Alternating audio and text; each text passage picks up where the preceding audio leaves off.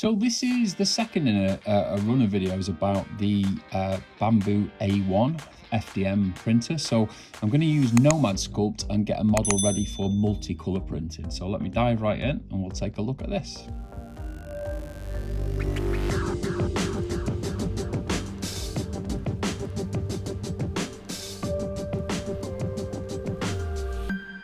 So I've done hundreds of videos about Nomad Sculpt, and if you want to check any of them out, they're either on this channel or you can buy any of our courses or go and find our content all over the place if it's to do with Nomad Sculpt. So depending on the level that you want, then you can probably find it if you need the specifics. So this is Nomad Sculpt on the iPad, not on the PC. So there is a new version, as I'm sure you know if you follow this channel, on the PC, but it doesn't matter which you use, they're exactly the same. It's just the input device is a little bit different, whether it be that pen or whether it be a Wacom or a SenseLabs for using it on the PC or a Mac. So with Nomad Sculpt then, it's a sculpting tool, and I'm going to use it here to sculpt a little mushroom that's got a little frog underneath it. So I've taken a sphere and basically make it a live object, and then I use the trim tool. So it's very simple to do. So you just pick the trim tool and then you just pull it across using a rectangle shape as you saw there. I've just coloured it. I've picked an arbitrary colour of like orange for the moment, and then I've used a tube, and I'm making the body of the mushroom here. Now it's going to change into a frog later on in this video, but at the moment I'm just getting some basic shapes down, and again, it doesn't really matter what you start with. I just happen to choose a sphere and a tube, and now I'm just using the move tool to just pull it around with symmetry on to start getting some of the basic shape lined up. So this is such a good program. I've taught this for since it was first released, and I still get a buzz. It's like the very early days of having ZBrush. It was super exciting to show people this stuff. Now I use Nomad commercially, so these kind of tools and all of this kind of stuff, I'm using it as much as I used to use ZBrush before Nomad came along. I just used another sphere. I just trimmed off the bottom, same tool, trim tool, and then I just put the foot in the right sort of place and then mirrored it. So top right of the screen, there's a symmetry button there that will bring the one model across to the other side. Back to the main body. So we've now got 3 pieces, or 4 pieces if you count 2 feet, and I'm switching between them and then manipulating them, and still mostly just manipulating with the move tool, because all I'm trying to do at this point is just develop a shape. So I'm just bringing him in with a bit of a neck, pulling his body back a little bit, and at this point I'm not worried about the floor because I'm going to keep trimming it off at the base anyway. So just picked a colour down at the bottom there, just picked a nice green, and then flood filled it onto the feet as well. So already within a few minutes we've got the character base set up, and we've got the what's going to be the mushroom top on top of it done. So now I went straight to a sphere and just made the eyeball.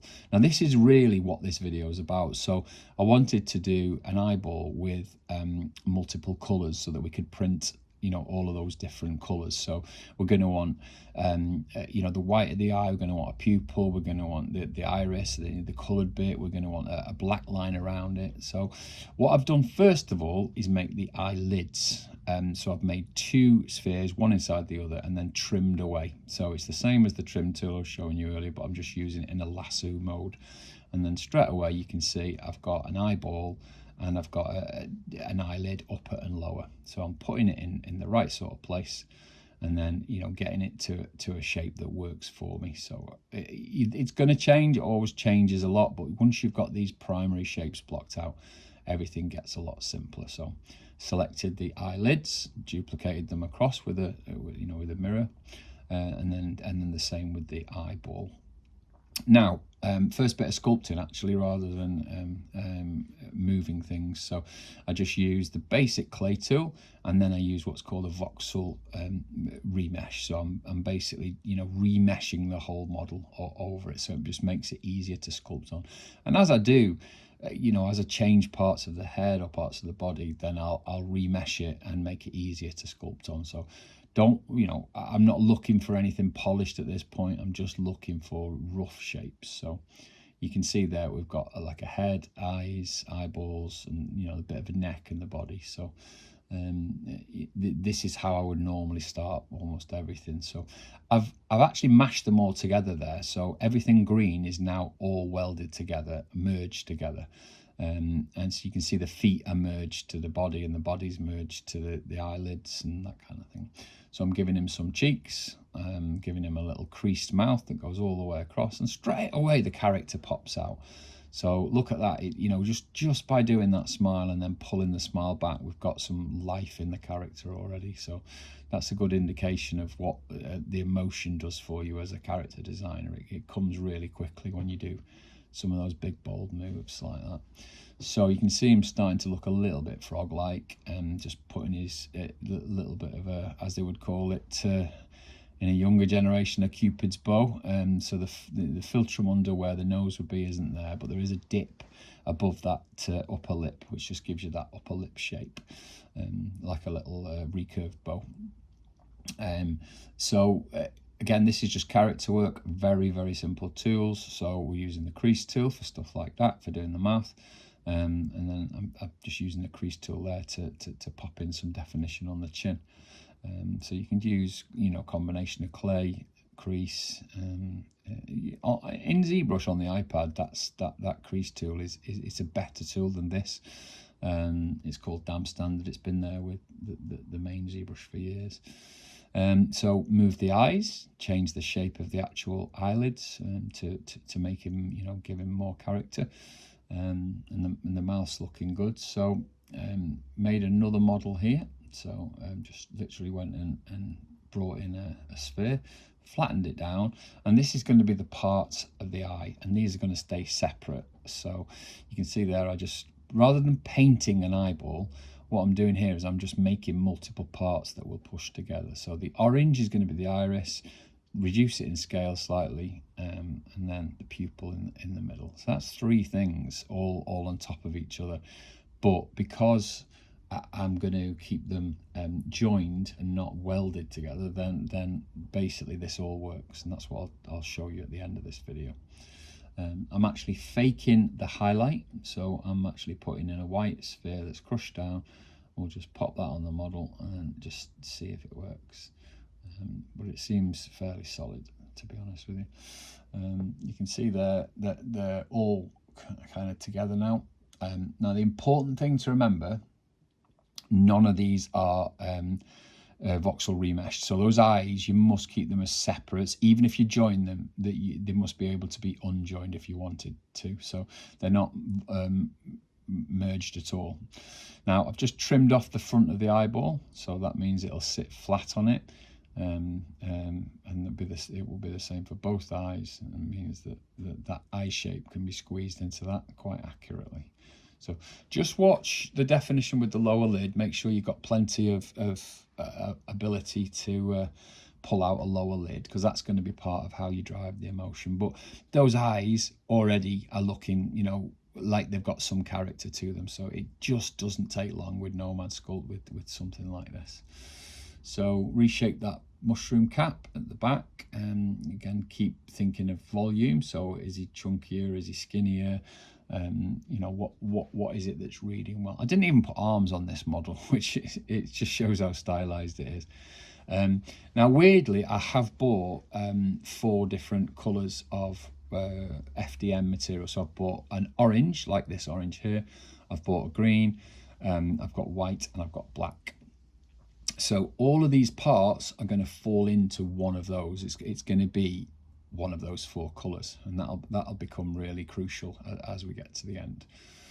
So with the mushroom, I'm going to want some white spots on it. So what I'm going to do, rather than paint it again, I might paint and mask it out, but what I want is I want to be able to draw on a white pattern. So I'm using a masking tool here, inverting it so everything's masked, and I wasn't happy with that for some reason, so I got rid of it, and then started painting the white spots. So now what does matter here is make sure that the resolution is high.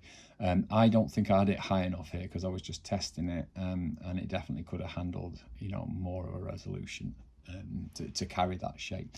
I've used extract from the top menu, and that's extracted me a whole new set of dots off it, and then all I'll need to do is just, you know, have them selected, and then have a look down at the bottom, and you know, find the color, make it, you know, completely colorful, and that's the dots done. Now they're only tinily, you know, they're a couple of millimeters sitting off the top of the mushroom, but they are separate objects again.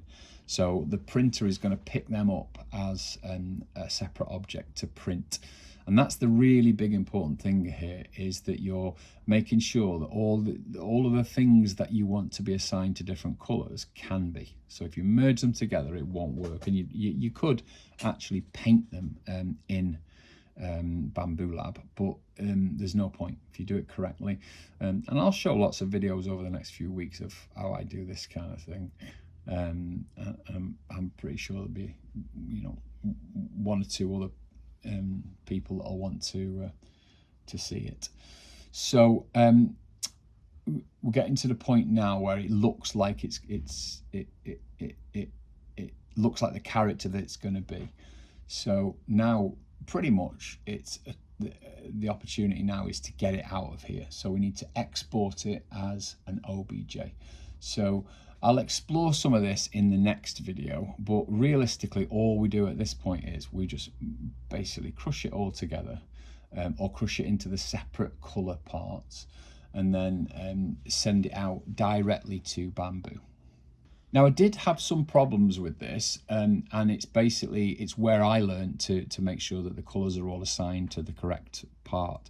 So what I'm going to do in the next video is I'm going to show you how I corrected those things that were wrong, and I'm going to show you how I then assign the colors in Bambu Labs. I hope you're enjoying these videos, and if you are, please give us a thumbs up. It does help us to get in front of other people who might like this kind of content. And if you like us enough to give us a thumbs up, then please subscribe to the channel and follow along.